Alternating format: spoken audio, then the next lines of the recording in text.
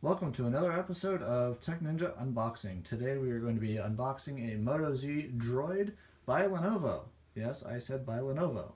Frankie, go ahead. Yeah, hi. Lenovo recently purchased Motorola, the Motorola phone company, not the same as the other company that's also named Motorola, but they're going by Moto now, so that should not be so confusing. Anyways, this is the Moto Z. This is the one that's, this is the Droid Edition sold by Verizon. If you buy it anywhere else, unlocked or from another carrier, it's just going to be called the Moto Z. It's a very nice phone. It's a sharp display on this phone. It's a 2K display with AMOLED technology, which is basically a living diode that emits light, and so it can, as soon as you touch it, it turns on. It's pretty nice. It's looking like when you took off the box that lit up the screen. Does it have light sensing capability? Yes, it does. That's awesome. And it's HDR display, 2K past HD, not 4K, but it's like in between the two of them. So unlike the usual phones that are like 1080p, this is higher resolution than 1080p. Yeah, I believe it's like 1440p. It's pretty nice. HDR colors, so the colors are very sharp with a wide range. This is part of Motorola's first phone. This line. There's 3 phones in this line, and let me just fix the light there.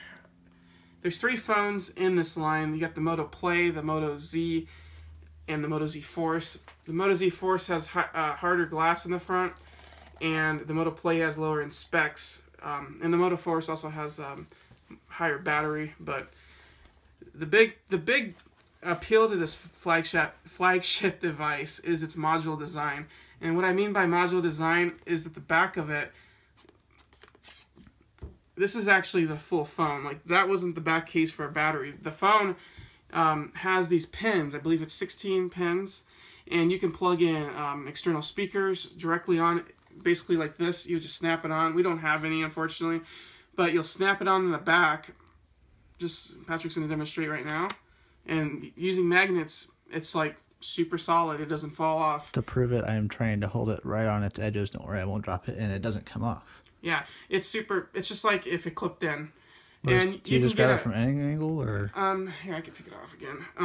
Well, I'm just trying to figure out, is it like grabbable from any side to pull it off, or is it a factor of you got to pull from a specific spot? One problem I have with this design is there's no like grooves to take this off with, so you have to like stick your fingernail in there and kind of yank it off. So that could be fixed very easily. I'm sure they probably are aware of it. This phone is also super thin. Look how thin that phone is. It's probably the thinnest phone I've ever seen. I'm sure there's probably a phone out there from China that's thinner, but it's really thin. So anyways, with the module design, you can get a projector, snap it on, you can get a better camera, like a DSLR. Now, when she says a projector, she means like it's a case that has a projector built into it and uses the pins to contact with the phone to do what it needs to do. She doesn't mean like you get a projector for an external connection. Yeah, it's a projector that's not that, it's like the same size as this thing. So imagine something like that having projector built into it that you just snap it onto it. Yeah, it's pretty. And by snap on, it's magnetic. It's all magnetic. And it's really fancy and it's pretty cool, but the biggest downside with the module design with the add-ons is they're pretty pricey. If you want the speaker add-ons that gives it stereo Bluetooth sound, those cost $80. If you want a projector, $299. If you want a battery case to extend the battery, that's $80. If you're looking for a fancy camera, like a better camera, like a DSLR add-on, that is $300.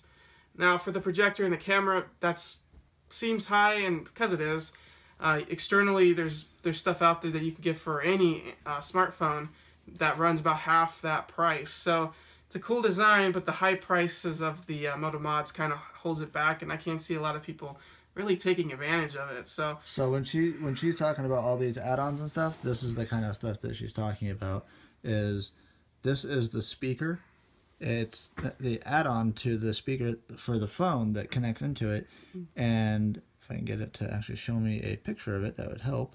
This thing snaps onto the back and basically gives you way stronger audio than the default speakers can even handle. And as for the other portion was the projector, let me pull that up real quick. This right here is the projector portion for it.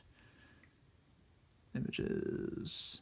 So that is something like what it would be looking like. But the prices are just way too high to make any sense. Yeah, this is the price for the projector on Jet's website. Now, if you can get a deal, like a lot of carriers like Verizon, if you buy the phone through Verizon, they'll give you the add-ons for 50% off. So instead of a $300 projector, it's $150, and that's easier to swallow. And if you really want one, it's a pretty decent price. But for most people, they're never going to pay that much. Most people are probably never going to use it for its intended purpose. I can't see anybody.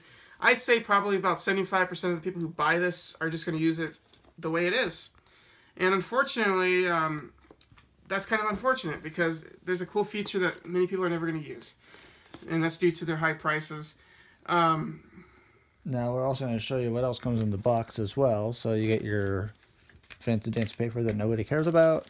You've got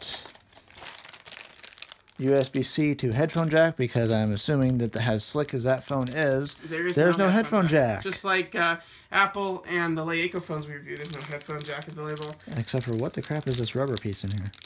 It's like a little thing to keep it holding to another cable. Oh, okay.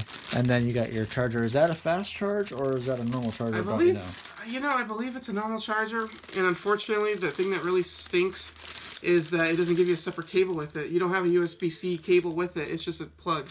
And that really sucks. That really does suck. And there is no headphones with it. Hold on. Oh, never mind. My phone is still recording. It's just losing power. Hey, can we pause it?